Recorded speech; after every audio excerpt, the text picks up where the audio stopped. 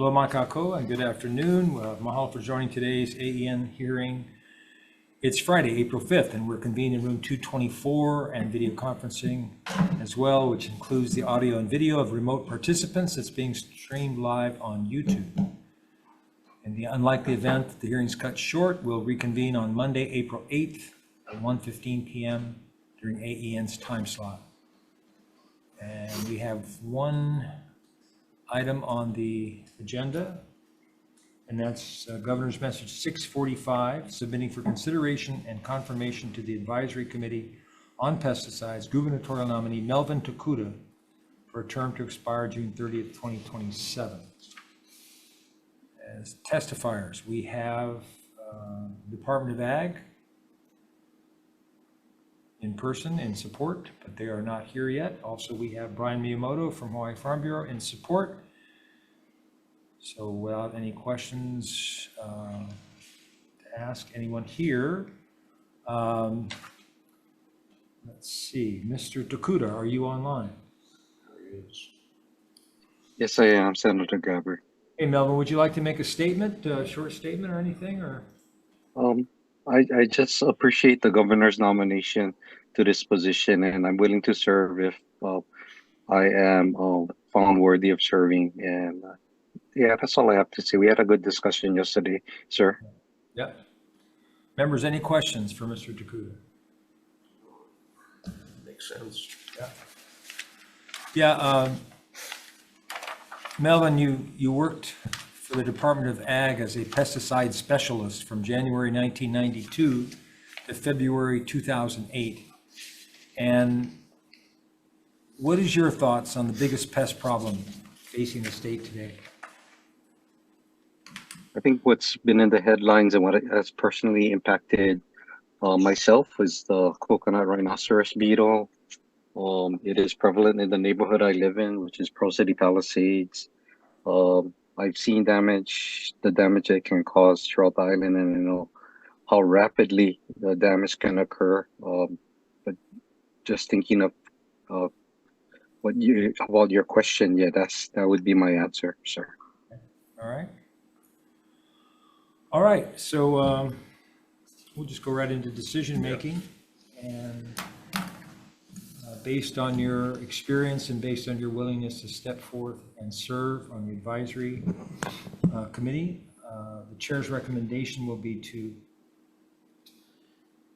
Advice and consent. advise and consent. Yes.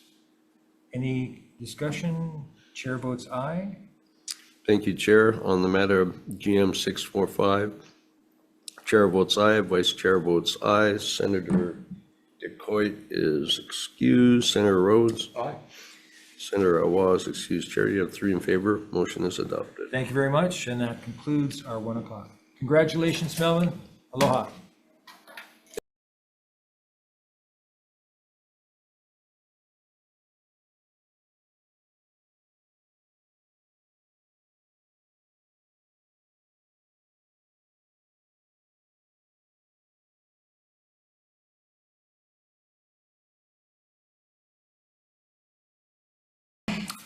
Hello, Mike Ako, and good afternoon. Mahalo for joining today's AEN hearing. It's Friday, April 5th, 2024, and we're convened in room 224 and also video conferencing. In the unlikely event that this hearing is cut short, we'll reconvene on Monday, April 8th at 1:15 p.m. during AEN's time slot.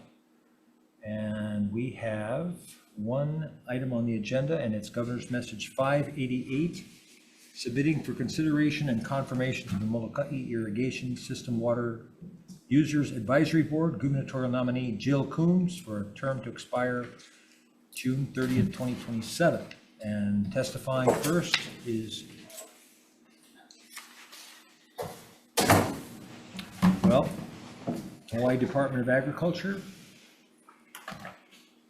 In support, Denise Kawano with the Hikiola Cooperative in support. If anyone's online that I'm reading their name out because we have an empty room here on the Capitol. Nathaniel Oswald from Hawaii Farm Bureau, Molokai President in support. Faith Tuipulotu in support. David Makaivi in support. And Nielsen Kavehi Horner in support. Okay, so since we have no testifiers in person, let's see. Ms. Coombs, would you like to make a statement? I think just thank you for the consideration. It would just be a reappointment. I've served on the board for the last 3 years and tried my best to adequately support all of our members and get the resources needed for our guys to continue our irrigation system maintenance in a way that will allow it to help all of the farmers on the island. I mean, farming on Molokai is difficult enough. Water is a very precious resource. So I think that take the role of a board member very seriously. Okay, members, are there any questions? Senator DeCoy. Jill, thank you for wanting to serve. We know that there's been many challenges, and you've spearheaded trying to also, because we could never get quorum, outreach and many of those that fall under the criteria of serving as a board member. So I wanted to ask you, what has been the biggest challenge, knowing that your background in agriculture and farming in the community of Molokai has been outstanding? What has been the biggest challenge of recommendations or sitting on the board of MIS Advisory Board that you have found to be working with the Department of Ag to help us better the irrigation system as well as the ag industry and the small farmers in general? Thanks for the question. I think there have been several challenges, like you've said. One of the biggest ones, though, that comes to mind is while the system is adequate to support our users, it is definitely aging. And knowing our guys at the water department very personally, they work very hard. They put their heart and soul into the maintenance and upkeep of that so that all of us farmers, large farmers, small farmers, everyone in between can benefit from this delivery system.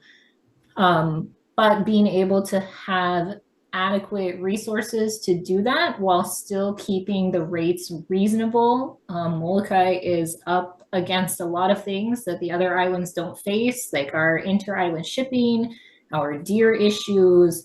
It's hard to farm everywhere. I would venture to say from doing it here, it's even a little harder to farm on Molokai. So keeping our water delivery consistent, keeping our rates low enough that they're affordable for everyone, that while still maintaining the system and making the improvements that will make it so that our system continues to last for the next 60 years. That's probably been the biggest challenge. So Jill, would you say, since you served prior, and this is a continuance of you serving, has Molokai's irrigation system held at a break-even point? And what would happen if a water rate increase would occur? So Molokai, knowing the challenges and again, the lack of equipment, support base that you have been given on Molokai by the Department of Ag, what would be the implications or impacts? The implications would be huge. I mean, I hesitate to say that it would put several small farmers out of business. It would make several homestead farmers make that distinction between being able to actually utilize their land and grow things and not being able to do that at all. A water rate increase, I think an excellent example, we have a neighbor across the street who's had a plumeria farm for years. He's not on the MIS, unfortunately, has been trying to be, but he's out of the service area. And when DHHL increased their rates similarly, I think it was almost 4 years ago now, his business decreased in size by about 80%. So he's at the point where he's no longer profitable. All of his, 80% of his plumeria trees died because he wasn't able to afford to water them. The market is changing. Our exports are changing. We know the market for a lot of our goods hasn't fully recovered after COVID. So it's just, there are so many challenges right now that people are still making it through. A water rate increase would very much push several people over the edge. I think we have about 200-ish users. Of those, probably 180-ish are small farmers that wouldn't be able to absorb this increase. So it affects the vast majority of our users. Thank you, Jill. Thank you, Chair. Okay, anyone else? Yeah, Chair. Yes, Senator. Thank you for willing to continue. In your mind, since you've worked with the system, is there a glaringly evident problem right now, or is it general maintenance that we need to talk about with the water system? That's a good question. I mean, my opinion, of course, just me, not speaking for the whole board, but trying to be representative. We have several glaring problems. I think one of them is definitely the staff and equipment for overall maintenance. We've been really lucky. The department has helped with some capital funding over the last couple of years. It's projects that were very much overdue. But with COVID and everything else, we were at least able to complete some repairs to the Waikolu Valley Diversion Dam. The catwalk was a glaring safety issue. I mean, it was incredibly dangerous for anyone. That one's finally getting fixed. We were able to do several meter replacements, but there's still several meters that weren't able to be replaced just by the bureaucracy of the system holding the rest of that project up and then forcing that to go into a new CIP for the next year with even less budget money. So I guess if I had to categorize or prioritize, it is maintenance overall, just of the reservoir, of the banks of the reservoir. The koas are growing up. They're going to be at the point where you can't mow them anymore. You're going to need a backhoe or I mean, you can't even do a dozer, it's too steep. So you're getting to the point where you're going to need different specialized equipment to maintain that. The well pumps are starting to be aging in the back. The transmission pipeline is up for repairs. We have a large loss of efficiency in the transmission pipeline as well. There's a lot of times when, even when it is raining, our efficiency of delivering the water to the reservoir is not high enough to capture all of the water. One of the things throughout the maintenance, which we're very grateful for, but that means that the level of water through the tunnel had to be low enough that they could drive through every day. So that's less water that's going into the reservoir as we're going into the dry season of summer. So it's just an inefficient system that could use some upgrades. To add to the list, the lack of communication. So they had a landline telephone in the back. I feel like that's a pretty big safety issue. It's been out for a while. They have Starlink, but only because of the contractors. And the meters. So there are people on the wait list who have been waiting for meters. How do we better partner with DHHL so that everyone with a homestead in the service area has a meter and has access to water should they want it? I don't have my notes in front of me, but off the top of my head, that's my wish list. Sounds like a pretty comprehensive wish list, so. There's a lot. We have a lot we could do. Oh, the last one, of course, big one. Evaporation. We actually lose more water to evaporation than we do for agricultural use.